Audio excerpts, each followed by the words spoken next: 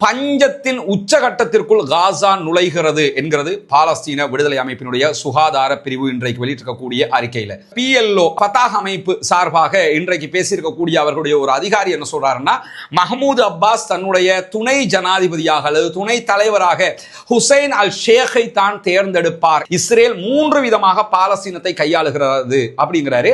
அந்த 3 விதத்துல முதலாவது உச்ச வரம்பாக அவங்க என்ன வச்சிருக்காங்கன்னா, காசாவை மொத்தமாக ஆக்கிரமிக்கிறது, ஆக்கியூபேட் பண்றது.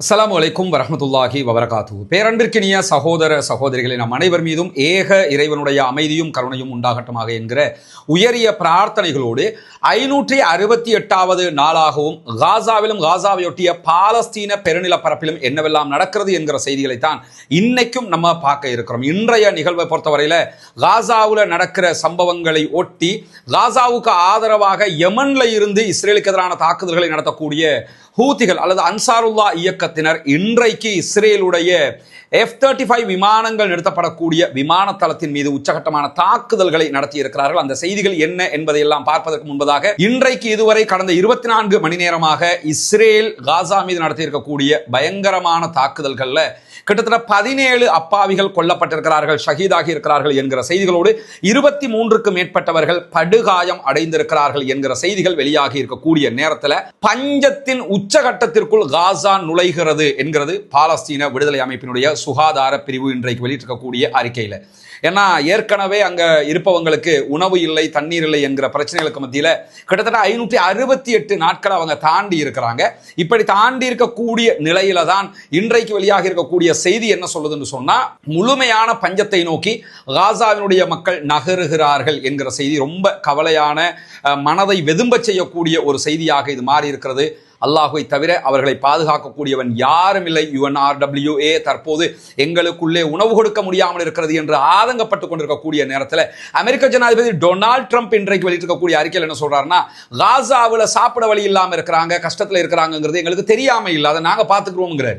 அங்க கஷ்டத்தில் இருக்கிறாங்கிறது எங்களுக்கு தெரியும், அதை நாங்கள் பார்த்துக்கிறோம் சொல்றாரா இருந்தா எதுக்காக அதை சொல்றாருன்னு சொன்னா, நாங்கள் சொல்றதுக்கு கட்டுப்படாத வரைக்கும் அவங்களுக்கு சாப்பாடு கொடுக்க மாட்டோம் என்பதுதான் அவர்களுடைய வழிமுறையாக இருக்கிறது என்பதை பார்க்க முடிகிறது.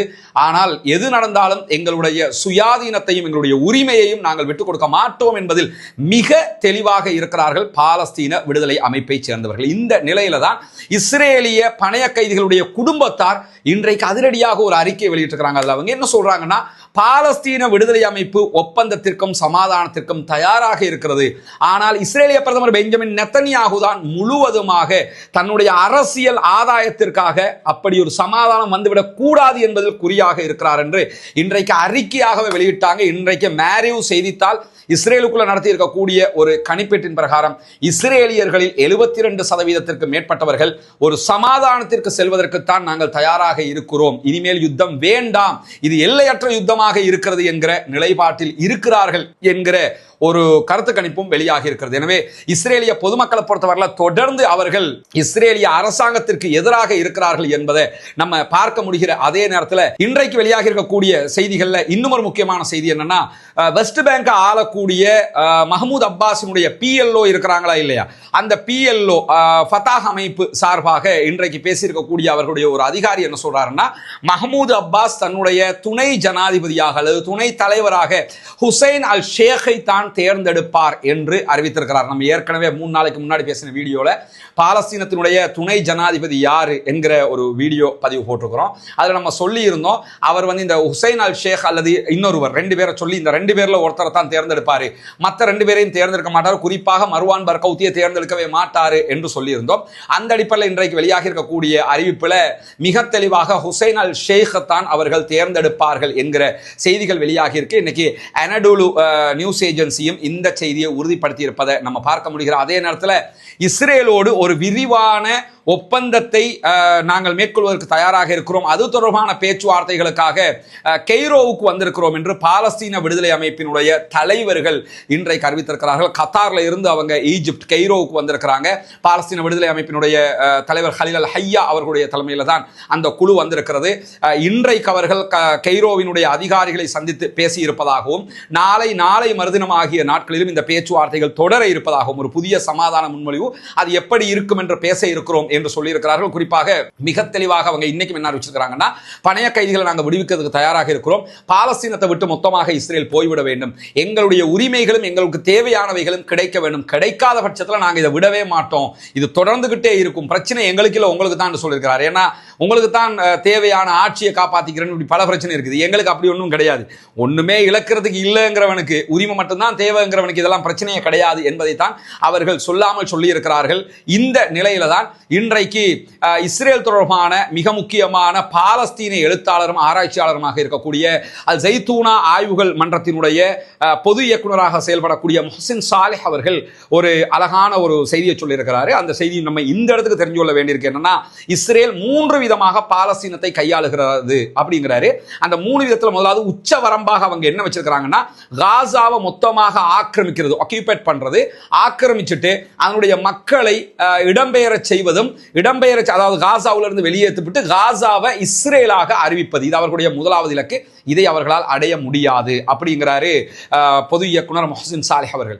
அதே நேரத்தில் 2வது வரம்பாக அவங்க எதை வச்சிருக்கிறாங்கன்னு சொன்னா, இஸ்ரேல் எந்த பகுதிகள் எல்லாம் கட்டுப்பாட்டு புள்ளியாக வைத்திருக்கிறது, ஒன்று நெட்சாரிம் காரிடோரை வச்சிருக்கிறாங்க, அதே மாதிரி தற்போது மொராக் என்கிற சவுத் காசா தெற்கு காசாவையும் சென்ட்ரல் காசாவையும் பிரிக்கக்கூடிய ஒரு பகுதி அவங்க உருவாக்கி ராணுவத்தை அங்க நிலைநிறுத்திருக்கிறாங்க.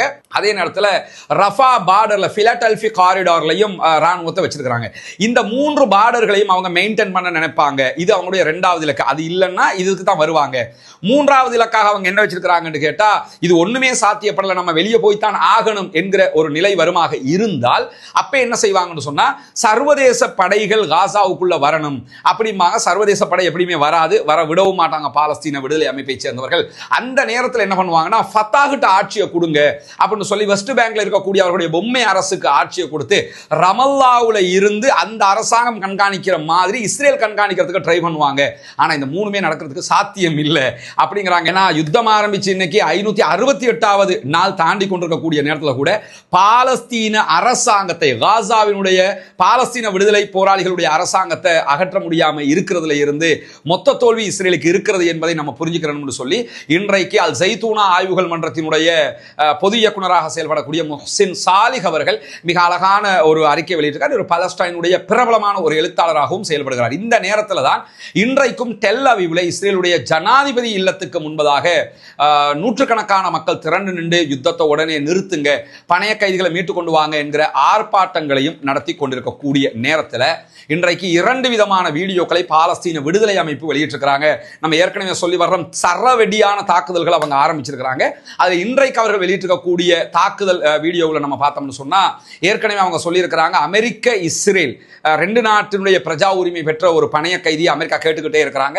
அவர் இருக்கக்கூடிய இடத்துக்கு இஸ்ரேல் தாக்குதல் நடத்தியது என்று சொல்லி இருந்தாங்க. அதே நேரத்தில் இன்னைக்கு அவங்க வெளியிட்டிருக்கக்கூடிய ஒரு வீடியோவில் என்ன சொல்றாங்கன்னா, இஸ்ரேல் ஒரு தாக்குதல் நடத்தி ஒரு சுரங்கப்பாதையினுடைய வாசல்ல தாக்குதல் நடத்தி இருக்கிறாங்க. அந்த இடத்துல இருந்த இஸ்ரேலிய பணைய கைதி ஒருவர் அந்த தாக்குதலில் காயப்பட்டிருக்கிறார். காயப்பட்டவரை இடிபாடுகளுக்குள்ள இருந்து அவங்க மீட்டெடுக்கக்கூடிய வீடியோவை தான் வெளியிட்டிருக்கிறாங்க. அந்த வீடியோ அல் ஜசீராவுடைய அரபு மற்றும் ஆங்கில பக்கங்கள்ல நீங்க போய் பார்க்க முடியும். நிறைய அவங்க என்னென்ன பேஜ் வச்சிருக்காங்களோ எல்லா பேஜ்லயும் அந்த வீடியோ வெளியிட்டிருக்கிறாங்க. அந்த வீடியோவில் அவர் இடிபாடுகளுக்குள்ள இருந்து அவரை காப்பாற்றி எடுக்கிறாங்க. அவர் சுவாசிக்கிற விதமாக சுவாசிக்க கஷ்டப்படுறாரு. ஆக்சிஜன் அந்த சுவாசிக்கிற கருவிகள் எல்லாம் அவங்க வைக்கிறாங்க. இதுல இருந்து என்ன கவனிச்சுக்கிறீங்கன்னா, பணைய கைதிகளை வச்சுக்கிட்டு இருக்கக்கூடிய எல்லா இடத்துலையும் அவங்க இதெல்லாம் வச்சுக்கிட்டு தான் இருக்கிறாங்க.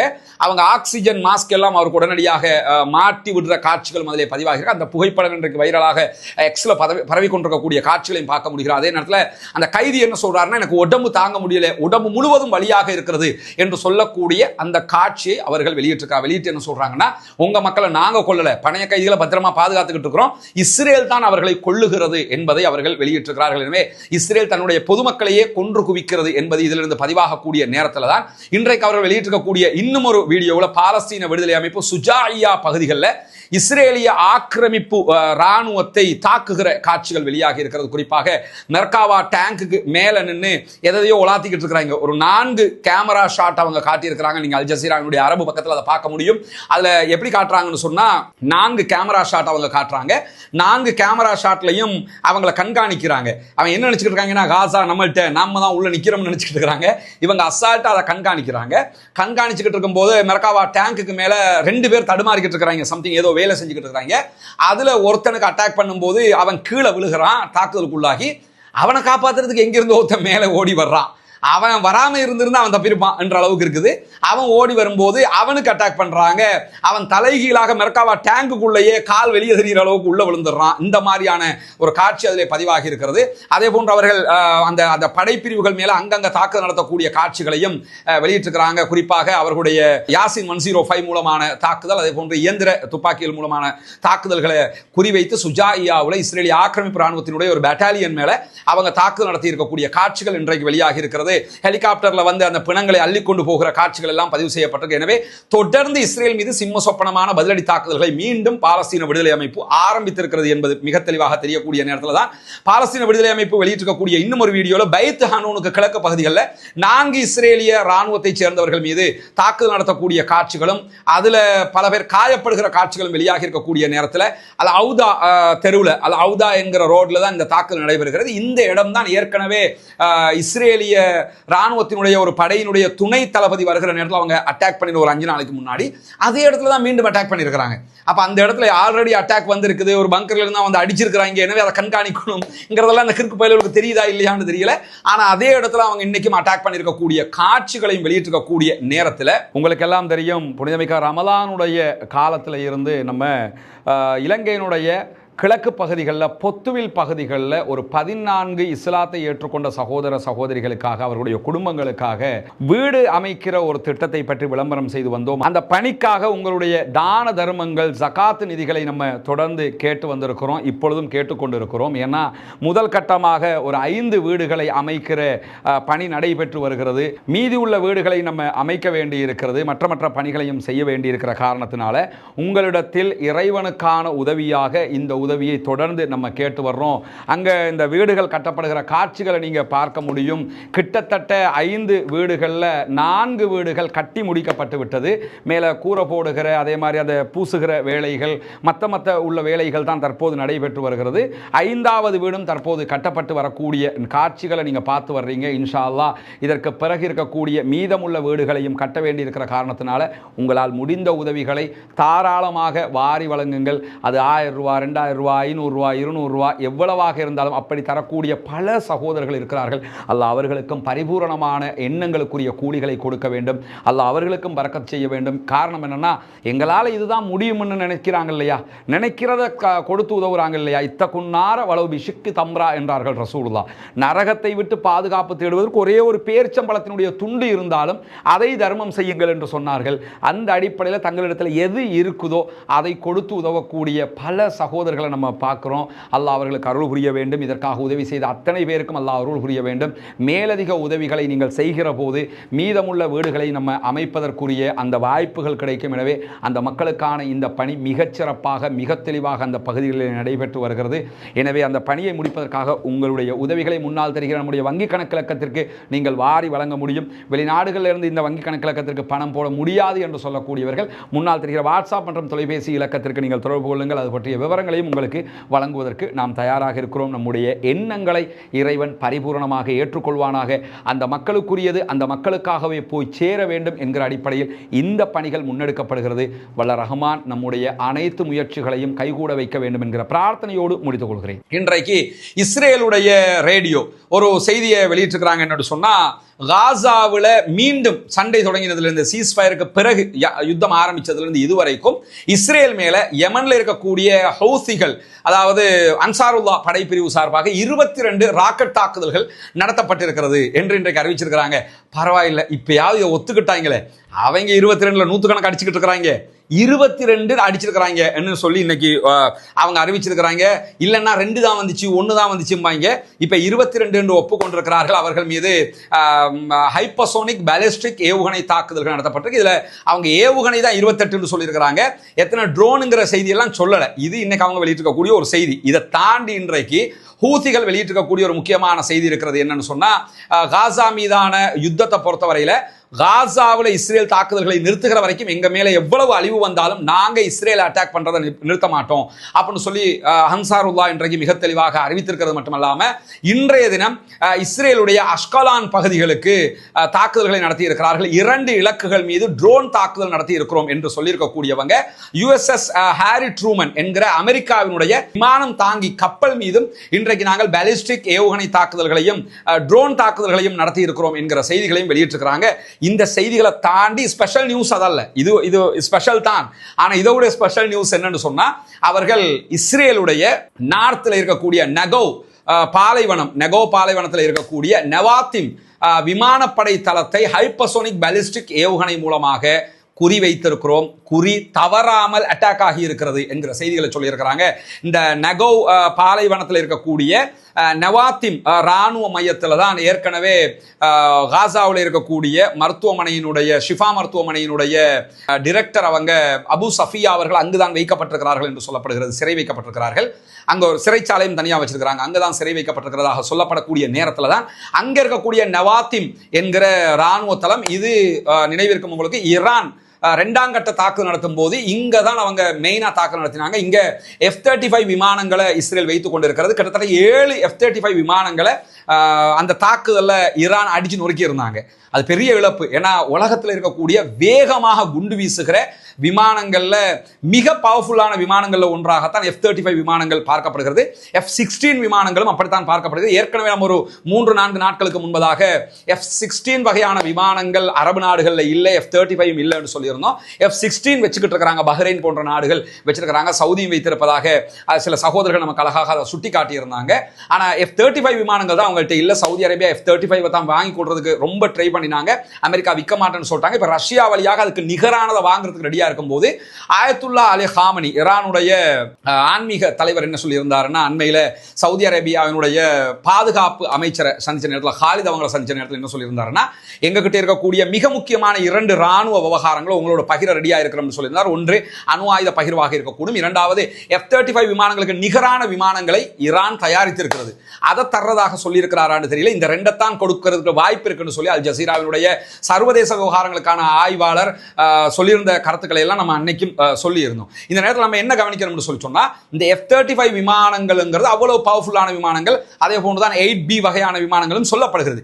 இந்த F-35 விமானங்களை வைத்துக் கொண்டுதான் இஸ்ரேல் யமன் மீதும் அட்டாக் பண்ணியிருந்தாங்க. அந்த F-35 விமானங்களை இலக்கு வைத்து தான் இன்றைக்கு ஹைப்பர்சோனிக் பாலிஸ்டிக் ஏவுகணை தாக்குதல்களை நவாத்திம் விமானப்படை தளத்தின் மீது நாங்கள் நடத்தி இருக்கிறோம். அது துல்லியமான தாக்குதலை உண்டாக்கி இருக்கிறது என்கிற செய்திகளையும் ஹூதிகளுடைய ராணுவ பிரிவு ஊடக பேச்சாளர் இன்று யஹியா சாரி அவங்க வெளியிட்டிருக்கக்கூடிய செய்திகளும் இன்றைக்கு வெளியாகி இருக்கிறது. எனவே இன்றைக்கு இஸ்ரேலுக்கு சிம்ம சொப்பனமான தாக்குதல்கள் இன்றைக்கும் 2 தரப்புல இருந்து கிடைச்சிருக்குது. இதுக்கு நடுவில் நாங்கள் ஒரு பேச்சுவார்த்தைக்கு தயாராகிறோம் என்று சொல்லி இன்றைக்கு இஸ்ரேலிய பிரதம மந்திரியினுடைய அலுவலகமும் செய்தி சொல்லியிருக்கக்கூடிய நேரத்தில் தான் ஈரான்ல இன்றைக்கு ஒரு வெடிப்பு ஏற்பட்டிருந்தது. பந்தர் அப்பாஸ்ல நடைபெற்ற மிகப்பெரிய ஒரு வெடிப்பு. அதுக்கான காரணங்கள் என்ன, அந்த வெடிப்பினுடைய பின்னணி என்ன என்பதை தனியான ஒரு வீடியோவாக நம்ம வெளியிட்டிருக்கிறோம். பார்க்காத சகோதரர்கள் அதையும் பார்த்துக் கொள்ளுங்கள். நிறைய பேர் இந்தியா பாகிஸ்தான் பிரச்சனை சம்பந்தமாக கேட்டிருந்தீங்க. இன்னைக்கு தனியான ஒரு வீடியோ அது சம்பந்தமாக வெளியிட்டிருக்கிறோம். அதையும் பார்க்காதவர்கள் பார்த்துக் கொள்ளுங்கள். இந்தியா பாகிஸ்தான் தொடர்பான நிறைய தகவல்கள் இருக்கிறது. அடுத்தடுத்த நாளை மறுதினம் என்று தொடர்ந்து அது சம்பந்தமான நிறைய சீரிஸ் நம்ம வெளியிட இருக்கிறோம். அதையும் மறவாமல் பார்க்கக்கூடிய சந்தர்ப்பங்களை ஏற்படுத்திக் கொள்ளுங்கள். இன்ஷா அல்லாஹ் பாலஸ்தீன மக்கள் வெற்றி பெற வேண்டும் என்று அல்லாஹ்விடத்தில் பிரார்த்தனை செய்யுங்கள். இஸ்ரேலுக்கு எதிராக கண்டிப்பாக குனூத்துல் நாஸிலா நிறைய பள்ளிகள் இப்போ ஓதுறாங்க. அல்ஹம்துலில்லாஹ் தொடர்ந்தும் ஓதுவதற்கு முயற்சி செய்யுங்கள். அதே நேரத்தில் பாலஸ்தீன மக்களுக்காக ஜனநாயக ரீதியாக குரல் கொடுக்க மறந்து விடாதீர்கள். பாலஸ்தீனம் வெற்றி பெறட்டும், பாலஸ்தீனம் சுதந்திரம் அடையட்டும், தீவிரவாதம் ஒழிக்கப்பட வேண்டும், பயங்கரவாதம் இல்லாத ஒழிக்கப்பட வேண்டும், அமைதியான பூலகு உலகம் முழுவதும் தோன்ற வேண்டும், உருவாக வேண்டும் என்கிற உயரிய பிரார்த்தனைகளோடு முடித்துக் கொள்கிறேன். வாஹ்ரதா அல்ஹம்துலில்லாஹி ரப்பில் ஆலமீன்.